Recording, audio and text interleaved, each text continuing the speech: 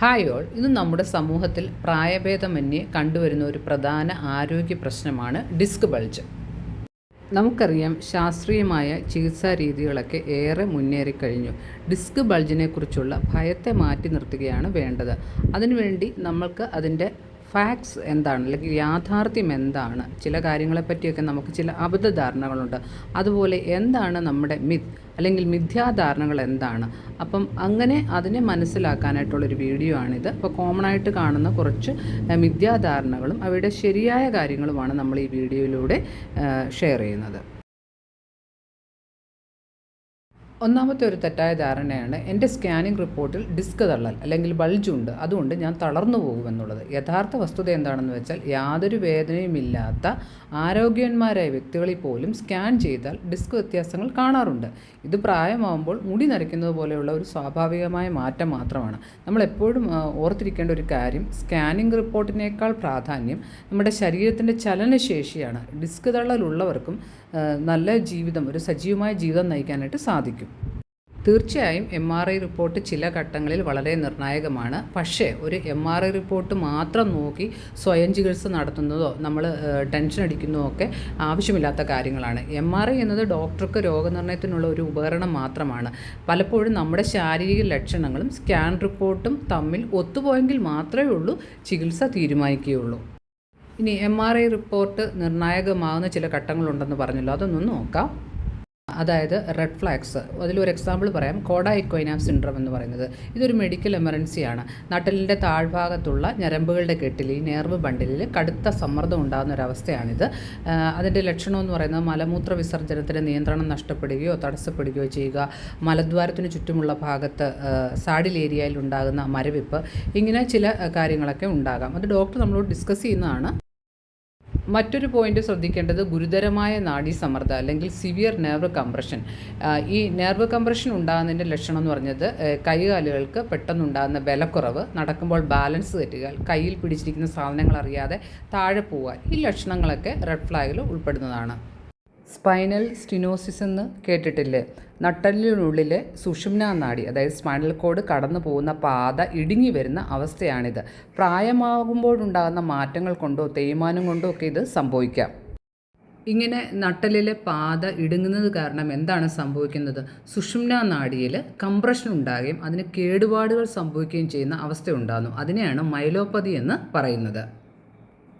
സാധാരണ ഡിസ്ക് പ്രശ്നങ്ങളൊക്കെ വെറും നാഡീഞരമ്പുകളെ, നെർവ്സിനെയാണ് ബാധിക്കുന്നത്. പക്ഷേ മൈലോപ്പതി എന്ന് പറയുന്ന പ്രധാന നാഡിയെ തന്നെ ബാധിക്കും. സാധാരണയായിട്ട് കഴുത്തിൽ, സെർവിക്കൽ ഏരിയ, പിന്നെ തൊറാസിക് ഏരിയയിലൊക്കെയാണ് ഇത് കൂടുതൽ കണ്ടുവരുന്നത്. ബാലൻസ് തെറ്റുക, നടക്കുമ്പോൾ വേച്ചു പോവുക, അങ്ങനെയുള്ള പ്രശ്നങ്ങളൊക്കെ ഇതിൻ്റെ ഭാഗമായിട്ടുണ്ടാകാം. ഇനി വേറൊരു പോയിന്റ്, നട്ടലിലെ അണുബാധ, അതായത് സ്പൈനൽ ഇൻഫെക്ഷൻ. നട്ടലിലെ കശേരുക്കളെയോ ഡിസ്കിനെയോ ബാധിക്കുന്ന ഇൻഫെക്ഷനാണ് ഇത്. ഓസ്റ്റിയോമൈലൈറ്റിസ് എന്നൊക്കെ നമ്മൾ കേട്ടിട്ടില്ലേ? ലക്ഷണങ്ങളെന്ന് പറയുന്നത് വിശ്രമിക്കുമ്പോഴും മാറാത്ത കഠിനമായ നടുവേദന, പനി ഉണ്ടാകുക, വിറയൽ, രാത്രിയിൽ വിയർക്കുക, പെട്ടെന്ന് ശരീരഭാരം കുറയുക, ഇങ്ങനെയൊക്കെ സംഭവിക്കുന്നുണ്ടെങ്കിൽ ശ്രദ്ധിക്കേണ്ടതാണ്. മറ്റൊരു പോയിന്റ് നമ്മൾ കൺസിഡർ ചെയ്യേണ്ടത് മലിഗ്നൻസി, ഈ അർബുദം, നട്ടലിൽ നേരിട്ടുണ്ടാകുന്നോ അല്ലെങ്കിൽ ശരീരത്തിൻ്റെ മറ്റു ഭാഗങ്ങളിൽ നിന്ന് പടരുന്നോ ആയ ക്യാൻസർ. അപ്പോൾ ഇതിൽ നിന്ന് മനസ്സിലായല്ലോ, MRI കണ്ടതുകൊണ്ട് മാത്രം നമ്മൾ ഒരു പരിഭ്രാന്തരാകേണ്ട കാര്യമില്ല, അല്ലെങ്കിൽ സ്വയം ചികിത്സ കണ്ടെത്തേണ്ട കാര്യമൊന്നുമില്ല. ഇങ്ങനെയുള്ള ചില നിർണായക ഘട്ടങ്ങളുണ്ട്. അത് തീർച്ചയായിട്ടും നമ്മുടെ ഡോക്ടർ നമ്മളോട് ഡിസ്കസ് ചെയ്യുന്നതാണ്. അപ്പോൾ ഒന്നാമത്തെ ഒരു തെറ്റിദ്ധാരണയാണ്, നമ്മുടെ MRIയിൽ ഒരു ഡിസ്ക് ബൾജ് ഉണ്ട്, അതുകൊണ്ട് എൻ്റെ കാല് തളർന്നു പോകുമെന്നുള്ളതൊക്കെ. അതാണ് ഒരു പോയിന്റ്. ഇനി മറ്റുള്ള പോയിന്റ് നമുക്ക് നോക്കാം. മറ്റൊരു തെറ്റായ ധാരണയാണ് വേദന മാറുന്നത് വരെ പൂർണ്ണ വിശ്രമം അല്ലെങ്കിൽ ബെഡ് റെസ്റ്റ് എടുക്കണം എന്നുള്ളത്. അതിൻ്റെ യഥാർത്ഥ വസ്തുത എന്താണെന്ന് വെച്ചാൽ, കൂടുതൽ കാലം നമ്മൾ അനങ്ങാതെ കിടക്കുകയാണെങ്കിൽ പേശികൾ കൂടുതൽ ബലഹീനമാകാനും വേദന കൂടാനും കാരണമാകും. അപ്പോൾ നമ്മൾ ശ്രദ്ധിക്കേണ്ട കാര്യം, ചലനമാണ് മരുന്ന്. ചെറിയ രീതിയിലുള്ള നടത്തവും വ്യായാമങ്ങളും രക്തയോട്ടം വർദ്ധിപ്പിക്കാനും വേഗത്തിൽ സുഖപ്പെടാനും സഹായിക്കും. ഇനി വേറൊരു തെറ്റായ ധാരണയാണ് കുനിഞ്ഞു ഭാരം എടുക്കുന്നത് നട്ടലിന് അപകടമാണ് എന്നുള്ളത്. അതിൻ്റെ യഥാർത്ഥ വസ്തുത എന്ന് പറയുന്നത്, നമ്മുടെ ശരീരത്തിലെ ഏറ്റവും കരുത്തുറ്റ ഒരു ഭാഗമാണ് നട്ടലെന്ന് പറയുന്നത്. ശരിയായ രീതിയിൽ കുനിയാനും തിരിയാനും ഭാരം എടുക്കാനും ഒക്കെയുള്ള ശേഷി നമ്മുടെ നട്ടലിനുണ്ട്. അപ്പോൾ നമ്മൾ ശ്രദ്ധിക്കേണ്ട കാര്യം, ഭാരം എടുക്കുന്നതല്ല പ്രശ്നം, മറിച്ച് അത് നമ്മുടെ ശരീരത്തിന് താങ്ങാവുന്ന രീതിയിൽ ഒരു പ്രോപ്പർ ടെക്നിക്കിൽ നമ്മൾ ചെയ്യുന്നതാണ് പ്രധാനം. ഇനി മറ്റൊരു പോയിൻ്റ് എന്ന് പറയുന്നത് എപ്പോഴും നിവർന്നിരിക്കുന്നത് നടുവേദന ഒഴിവാക്കാൻ സഹായിക്കും. തീർച്ചയായും നമ്മൾ ഇരുന്നൊക്കെ ജോലി ചെയ്യുമ്പോൾ നിവർന്നിരിക്കുന്നത് നല്ലതാണ്, ലോ ഡോസസ് മെയിൻറ്റെയിൻ ചെയ്യുന്നത് നല്ലതാണ്. പക്ഷേ തുടർച്ചയായി അങ്ങനെ നിവർന്നിരിക്കുന്നത് കൊണ്ട് നമുക്ക് വേദന കുറയത്തില്ല. തുടർച്ചയായി ഒരു പോസ്ചറിൽ നമ്മൾ അങ്ങനെ ദീർഘനേരം ഇരിക്കുന്നത് വേദനയ്ക്ക് കാരണമാകും. അതുപോലെ തന്നെ സ്റ്റാൻഡിങ് ആണെങ്കിൽ തുടർച്ചയായി അതേ പോസ്ചർ നമ്മൾ ചെയ്യുന്നത് നല്ലതല്ല. അപ്പോൾ ശരീരത്തിന് വേണ്ടതെന്ന് പറഞ്ഞാൽ ചലനമാണ്. അതായത് നമ്മൾ കൃത്യമായിട്ടിരുന്നാലും 1 മണിക്കൂറിലധികം ഒരേ രീതിയിൽ ഇരിക്കുന്നത് ദോഷകരമാണ്. ഇടയ്ക്ക് നമ്മൾ എണീറ്റ് ഒന്ന് നടക്കുകയോ ചെറിയ രീതിയിലുള്ള വ്യായാമങ്ങളൊക്കെ ചെയ്യുന്നത് നടുവേദന കുറയ്ക്കാൻ സഹായിക്കും.